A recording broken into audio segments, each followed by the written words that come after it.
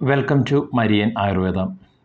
ഈ ഒരു എപ്പിസോഡിൽ നാം ചിന്തിക്കാനായിട്ട് പോകുന്നത് കാൽമുട്ടിലുണ്ടാകുന്ന ഒരുപാട് പേർക്കുള്ളൊരു പ്രശ്നമാണ്. കാൽമുട്ട് മടക്കുകയും നിർത്തുകയൊക്കെ ചെയ്യുമ്പോൾ ഒരുപാട് സ്വരങ്ങൾ അതിൻ്റെ ഉള്ളിൽ നിന്ന് വരുന്നു. അതിനൊരു സീരിയസ് ആയിട്ട് പരിഗണിക്കണമോ, അതൊരു വലിയൊരു എല്ല് തേയ്മാനത്തിലേക്ക് അത് ലീഡ് ചെയ്യുമോ എന്നുള്ളത് ഒരുപാട് പേരുടെ വലിയൊരു പ്രശ്നമാണ്.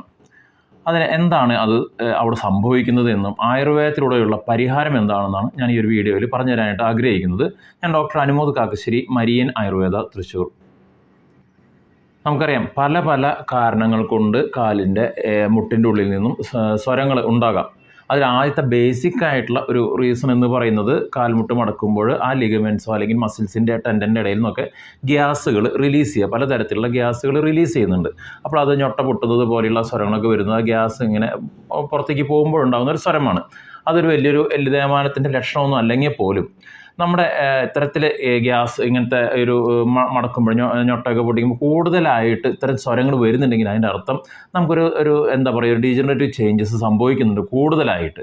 അതായത് ഒരു ഏജ് കഴിയുമ്പോൾ കൂടുതൽ സ്വരങ്ങൾ വരുന്നുണ്ടെങ്കിൽ അവിടെ അതൊരു ഭാവിയിലേക്ക് അല്ലെങ്കിൽ മസിൽസിൻ്റെ ഒരു ശക്തി കുറയുന്നതായിട്ടൊക്കെ നമുക്ക് വേണമെങ്കിൽ അതിന് മനസ്സിലാക്കാം. അപ്പോൾ അത്തരത്തിൽ സ്വരങ്ങൾ വരുന്നുണ്ടെങ്കിൽ നമുക്ക് ചെയ്യാനായിട്ട് പറ്റുക, ആയുർവേദത്തിൽ അങ്ങനെ ഒരാൾക്ക് തോന്നുന്നുണ്ടെങ്കിൽ മസിൽസിൻ്റെ ഗ്യാസ് കൂടുതലായിട്ട് റിലീസ് ചെയ്യുന്നതുകൊണ്ട് വല്ല സ്വരമാണെങ്കിൽ നമുക്ക് ഈ ധന്വന്തരം തൈലം പോലെ അല്ലെങ്കിൽ ക്ഷീരബല പോലെയുള്ള തൈലങ്ങൾ സ്ഥിരമായിട്ട് അപ്ലൈ ചെയ്ത് നോക്കുക. അപ്പോൾ ആ സ്വരങ്ങൾ കുറയുന്നുണ്ടെങ്കിൽ ഇത്തരത്തിലുള്ള, ആയുർവേദത്തിൽ പറയുന്നത് ഒരു വാദവൃദ്ധി എന്ന് പറയും അതിന്, അല്ലെങ്കിൽ വാദപ്രകൃതിക്കാരൻ. ചിലർ ജന്മന എപ്പോൾ കൈയും ഇതൊക്കെ പൊട്ടിച്ചാലും പെട്ടെന്ന് സ്വരം ഉണ്ടാകുന്ന വ്യക്തികളുണ്ട്. അവരെയാണ് വാദപ്രകൃതി, അതായത് മെലിഞ്ഞ പ്രകൃതിക്കാർ, ഇങ്ങനെ ഓടിച്ചാടി വളരെ സ്പീഡിൽ നടക്കുന്ന ശരീരപ്രകൃതിയുള്ളവരുണ്ട്. അവർക്ക് ജന്മനാ തന്നെ ഇത്തരത്തിൽ ഏത് ജോയിന്റിൽ നിന്നും സ്വരം ഉണ്ടാകുന്നവരാണ്. അവരെയാണ് നമ്മൾ വാദപ്രകൃതി എന്ന് പറയുക. അങ്ങനെയുള്ളവരും ചിലവരുണ്ടാവും, വളരെ തടിച്ച ആൾക്കാരൊക്കെ ആയിരിക്കാം. പക്ഷേ കാലക്രമേണ കാൽമുട്ടിൻ്റെ ഉള്ളിൽ നിന്നൊക്കെ ഇത്തരം സ്വരങ്ങൾ കൂടുന്നുണ്ടെങ്കിൽ അവിടെ നമ്മൾ ആദ്യമേ തന്നെ ഒരു എണ്ണ പുരട്ടി നോക്കുക എന്നുള്ളതാണ് ആദ്യമായിട്ട് ചെയ്യേണ്ട ഒരു കാര്യമെന്ന് പറയും. അതുപോലെ തന്നെ അത്തരത്തിൽ സ്വരങ്ങൾ ഒരു വ്യക്തിയുടെ കാൽമുട്ടിൽ നിന്ന് കൂടുന്നുണ്ടെങ്കിൽ ഒരു ടീസ്പൂൺ എള്ളെണ്ണ ദിവസവും കഴിച്ചു നോക്കുക. അപ്പോൾ തന്നെ അവിടെയുള്ള ഈ ഒരു വാദവർദ്ധനവിനെ നമുക്ക് കുറയ്ക്കാൻ, അല്ലെങ്കിൽ ഡീജനറേറ്റീവ് ചേഞ്ചസിനെ കുറയ്ക്കാനായിട്ട് നമുക്ക് സാധിക്കുന്നതാണ്. രണ്ടാമതൊരു കാര്യം എന്ന് പറയുന്നത് കാർട്ടിലേജുകൾ. അതായത് നമുക്ക് പലപ്പോഴും സംശയം, എല്ലുകൾ തമ്മിൽ കൂട്ടി ഉരയുന്നത് കൊണ്ടാണോ ഈ ഒരു സ്വരം വരുന്നത് എന്നുള്ളതാണ്. എല്ലുകൾ തമ്മിൽ യൂഷ്വലി അങ്ങനെ എത്ര പെട്ടെന്നൊന്നും കൂട്ടി വരയാനായിട്ട് സാധിക്കില്ല അവിടെ. ബിക്കോസ് ഒരു വലിയൊരു കാർട്ടിലേജ്, ഒരു തരുണാസ്ഥി ഉണ്ട് നമുക്ക് എല്ലുകൾക്കിടയിൽ. കാലുകൾ വളരെ സ്മൂത്തായിട്ടുള്ള കാലുകൾ മടക്കാനും നിർത്താനും നമ്മളെ സഹായിക്കുന്ന വലിയൊരു തരുണാസ്ഥി എല്ലുകൾക്കിടയിലുണ്ട്.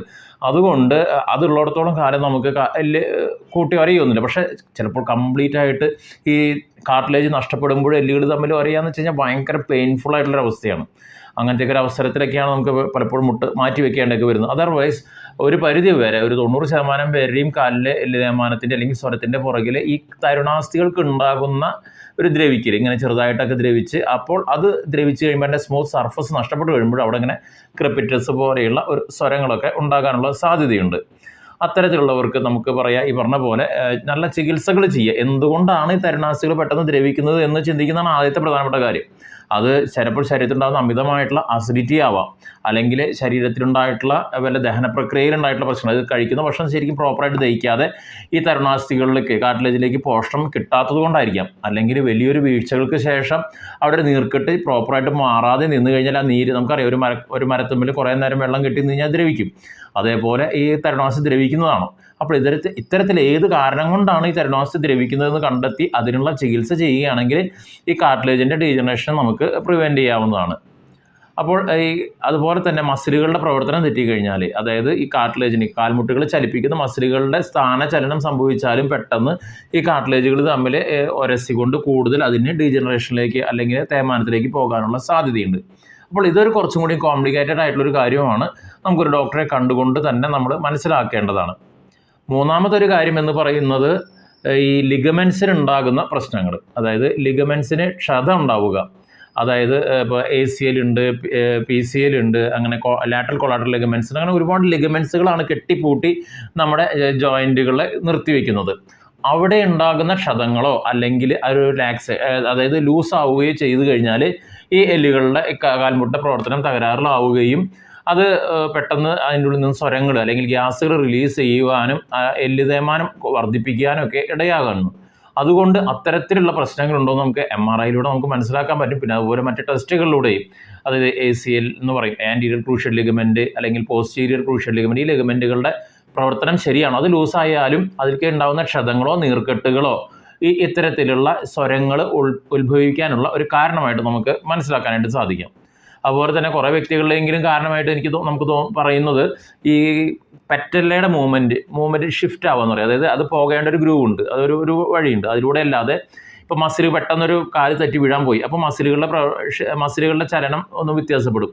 അപ്പോൾ ഈ പെറ്റലയെ അറ്റാച്ച് ചെയ്തിരിക്കുന്ന മസിലുകൾ പെറ്റലയെ പുള്ള് ചെയ്തുകൊണ്ട് അത് പോകേണ്ട വഴിയിലൂടെ അല്ലാണ്ട് മറ്റു വഴികളിലൂടെ സഞ്ചരിക്കുമ്പോൾ എല്ലുകൾ തമ്മിൽ കൂട്ടി ആ പെറ്റലയും ഇതും തമ്മിൽ കൂട്ടി വരിഞ്ഞ് സ്വരങ്ങളുണ്ടാവാം. അപ്പോൾ ഇവിടെയൊക്കെ നമ്മൾ ചെയ്യേണ്ടത് മസിലുകൾ തെറ്റായിട്ടാണോ വർക്ക് ചെയ്യണേന്ന് നോക്കിക്കൊണ്ട് ഈ മസിലുകളുടെ പ്രവർത്തനം ശരിയാക്കിയ ഗ്രൂവിലേക്ക് കറക്റ്റ് പെറ്റലയെ കൊണ്ടുവന്നു കഴിഞ്ഞാൽ ആ പെറ്റലിന് മൂലം ഉണ്ടാകുന്ന ഈ കാലിമുട്ടിലുണ്ടാകുന്ന സ്വരത്തെ നമുക്ക് ഇല്ലാതാക്കാനായിട്ട് സാധിക്കുന്നതാണ്. എൻ്റെ ഒരു അനുഭവത്തിൽ പലപ്പോഴും നമുക്ക് രോഗികൾ വരുമ്പോൾ ഇങ്ങനെ സ്വരങ്ങളൊക്കെ ഉണ്ടാവും. പലപ്പോഴും നമ്മൾ മസിൽസ് നോക്കുമ്പോൾ പലപ്പോഴും തെറ്റായിട്ടുള്ള രീതിയിലായിരിക്കും പ്രവർത്തിക്കുന്നുണ്ടാവുക. ഈ മസിലുകൾ ശരിയായിട്ടുള്ള രീതിയിൽ അതൊന്ന് പിടിച്ചിട്ട് കഴിയുമ്പോൾ അല്ലെങ്കിൽ അതിൻ്റെ മസിലുകളുടെ അലൈൻമെൻറ്റ് കറക്റ്റാക്കി കഴിയുമ്പോൾ തന്നെ സഡനായിട്ട് ഇത്തരത്തിലുള്ള സ്വരങ്ങൾ കുറയുന്നതായിട്ട് കണ്ടിട്ടുണ്ട്. അതുപോലെ തന്നെ ചില വ്യക്തികൾ ഇപ്പോൾ ഡീജനറേറ്റീവ് ചേഞ്ചസ് കൊണ്ട് വന്നിട്ടുള്ളതാണെങ്കിൽ ഇപ്പോൾ ആയുർവേദത്തിൽ പറയുന്ന പിഴിച്ചിൽ പോലെയുള്ള ചികിത്സകളൊക്കെ ചെയ്ത് കഴിയുമ്പോൾ വളരെ പെട്ടെന്ന് ഇതിൽ ഇതിൽ വാതകങ്ങളുടെ അല്ലെങ്കിൽ ഈ ഗ്യാസിൻ്റെ പ്രവർത്തനം കുറയുകയും പെട്ടെന്ന് നമുക്ക് സ്വരങ്ങൾ ഇല്ലാതാക്കാനായിട്ടൊക്കെ സാധിച്ചിട്ടുണ്ട്. അപ്പോൾ പിഴിച്ചിലെന്ന് പറയുന്നത് വളരെ നല്ല ചികിത്സയാണ്. നല്ല മസിലുകളെ ശരിയാക്കുന്ന നല്ല മസാജുകൾ ഉണ്ടായി കഴിഞ്ഞാൽ ഇതിൻ്റെ പ്രവർത്തനത്തെ കുറയ്ക്കാം.